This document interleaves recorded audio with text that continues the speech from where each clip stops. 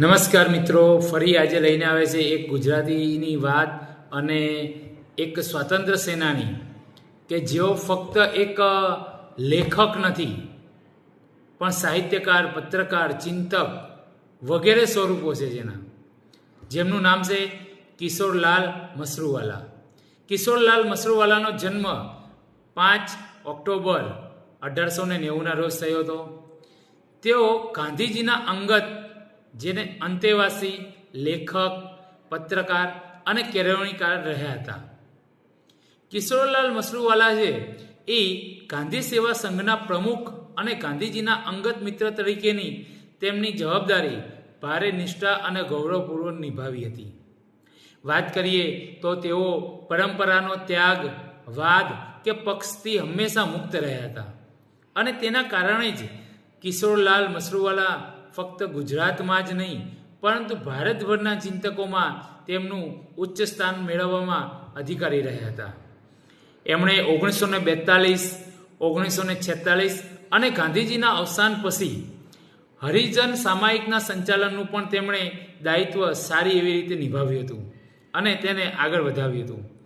જ્યારે ગાંધીજીની કિશોરલાલ મસરૂવાલા સાથે મુલાકાત થઈ તો પ્રથમ મુલાકાતના પરિચયમાં જ ગાંધીજી એમને ઓળખી ગયા હતા અને એના કારણે ગાંધીજીએ તેમને રાષ્ટ્રીય શાળાના શિક્ષક તરીકેનું કામ સોંપ્યું હતું.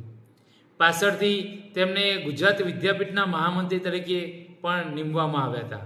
એવા હતા કિશોરીલાલ મસરૂવાલા. કિશોરીલાલ મસરૂવાલાએ ચરિત્ર ગ્રંથો લખ્યા છે. તેમાં રામ અને કૃષ્ણ, બુદ્ધ અને મહાવીર, સહજાનંદ સ્વામી તયા ઈસુ ખ્રિસ્ત, આ તેમના ચરિત્ર ગ્રંથો છે.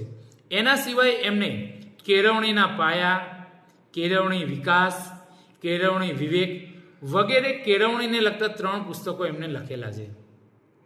પોતે શિક્ષક તરીકે કામ કરતા હતા એટલે એમને શિક્ષણના મૂળ પ્રશ્નોના વાચા આપવા અને એનો વિચાર કર્યો અને એને ધ્યાનમાં રાખીને એમણે આ પુસ્તકો લખ્યા હતા. પ્રચલિત સમાજની વાત કરીએ તો શિક્ષણ ક્રમમાં તેમને ધરમૂળથી ફેરફાર કરવાના સૂચનો સૂચવ્યા હતા. આ એક લેખક, ચિંતકકાર જે ગાંધીજીના સિદ્ધાંતોને મૌલિક રીતે વિચાર કરી અને તારવેલા હતા.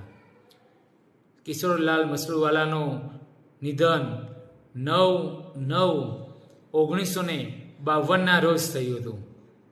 તો આવા હતા કિશોરીલાલ મસરૂવાલા જે એક મહાન સાહિત્યકાર તરીકે નામ કમાઈ ગયા અને ગાંધીજીના ખાસ મિત્ર તરીકે. અસ્તુ મિત્રો, આવતીકાલે ફરીથી મળીશું આવા જ કોઈ એક વ્યક્તિનો પરિચય લઈ. આવજો.